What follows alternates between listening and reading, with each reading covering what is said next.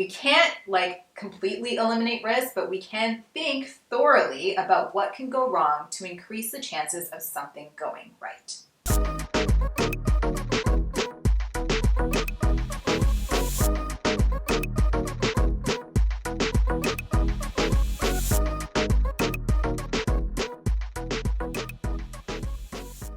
Hey there, welcome to Mac TV, where we believe that the transformation from manager to leader is such a crucial one.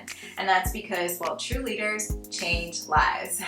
So today's video topic is all about decision making, but more particularly about how you can make quick decisions when you have limited information. And this video topic actually is inspired by a question that was asked in my beta group. So one of the awesome sauce managers in my beta group for my accelerator program that I have coming up for new managers such as yourself, she actually asked this question, which was, Mac, how can I make quick decisions when I don't necessarily have all the information I need? And I thought, that is such a good question. It definitely needs to be considered on the platform today. So that's what we're going to be getting into.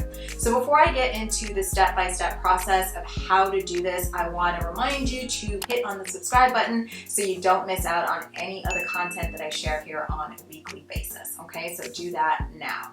All right, so let's get into the strategy behind how to make a quick decision when you have limited information. So here's the thing. Quick decision making is really at the core all about your ability to accept risk.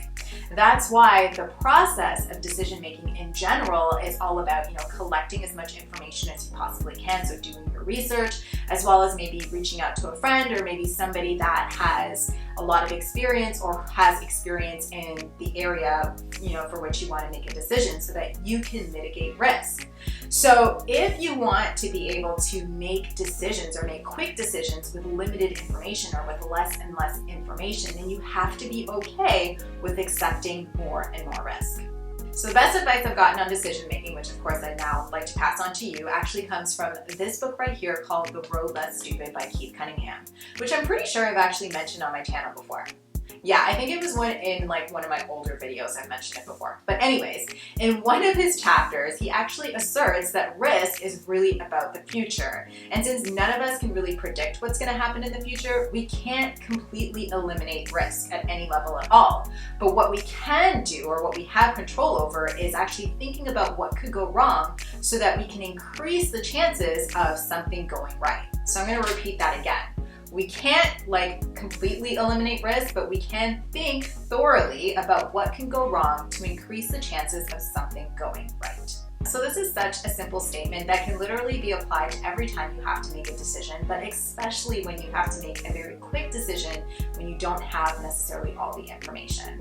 So here's a couple of simple questions that you can ask yourself when you do find yourself having to make a quick decision without having all the information. So here are the three questions. What's the upside? What's the downside? And can I live with the downside? Number one, what's the upside? So this is essentially what is the good that's going to happen from making this decision or from making this choice. Now, generally speaking, this is going to be kind of easy to see because we typically want to see the good that's going to happen from making a choice. So, this part of the process or this question is probably going to be the easiest of the three to answer. Number two is what's the downside? So this is going to be a little bit hard because it's about thinking about all the risks that are associated with making that decision.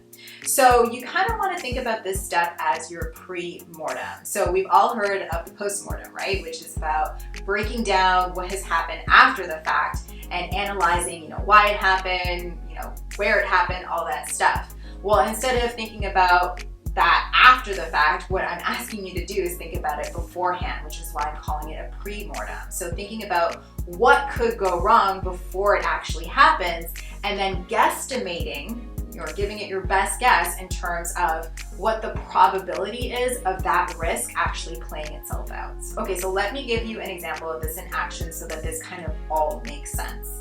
So let's say the decision that I have on the table is whether or not to take the team's very manual processes and make them automated. I might sit back and think to myself, okay, so what is the downside of making this decision? Okay, so one downside could be technology itself. We all know that technology is amazing, but at the same time, it could be kind of a pain in the ass. So I might sit there and think to myself, okay, so technology could be a downside, but really and truly the probability of it being an issue is probably about 10%. Okay, I'm gonna go one layer deep. So what else? What else is a downside? Okay, one downside could possibly be the training for the team, right? These are automation tools, so it is technology, and perhaps I'm gonna have to get the entire team spun up on how to use this. And this is gonna take a lot of time, and in the process, there's gonna be a lot of mistakes, which actually can cause more damage. Now, the probability of that happening, I might decide, is about 40%. You see, by actually asking yourself the question, what's the downside, you're forcing yourself to think about what the risks are and what the probability is of that actually playing out so that you can think it through carefully. So after carefully considering the downside, what you want to do is move it over to the third question, which is, can I live with the downside? Now, going back to the example of taking the manual processes and automating them, I might decide that even though it is far more efficient for us to be automating a lot of what we do as a team, that a 40% risk of things going wrong is just not a risk I'm willing to take at this time, given the fact that there's a lot of things going on. So that's essentially how that entire process works to help you make a decision very quickly. Now, of course, your ability to take your decision and walk it through that 3-step process and then carefully consider the risks and the probability is going to take some time before it's second nature and you're doing it quickly. So what I highly recommend you do is getting yourself a decision journal and walking your decision through that process in your journal. The reason for this is because you're actually forcing your thoughts to a completely different level. That's exactly why, when you're talking to a friend about a problem, let's say, and at the end of you talking, you realize, oh my goodness, I had the answer to my problem before your friend could say anything. It's because you're actually forcing your thoughts to speech, which is actually, putting it at a different level and helping you get some clarity. The same thing goes for when you write things out.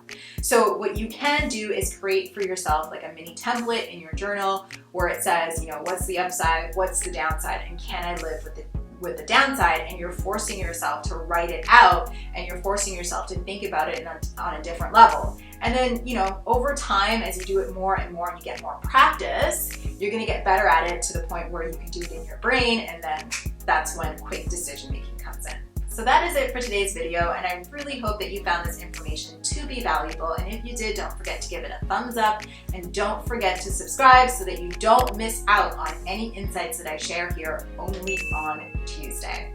So if you're looking for more information or more advice on leadership development and team development and so much more, then don't forget to head over to my website, MakitaAndrews.com, and grab yourself the new Manager Starter Kit. It is the perfect, downloadable interactive guide for new managers and anyone that is preparing for a management role. And if you are currently in a management role and you have way too much information spinning around in that beautiful mind of yours and you're not really sure what steps to take, then I highly suggest that you look at the Team Success Guide that I've created, which is actually your step-by-step guide to help you make practical application of what you've learned. So it's like taking all that knowledge and actually doing something. It's you implementing what you've learned in a step-by-step way. Okay, so I'll leave all the links for that stuff in the description box below. Thank you so much for watching. I hope that you have a fantastic rest of the week. Don't forget to keep smiling, and I'll see you in the next one.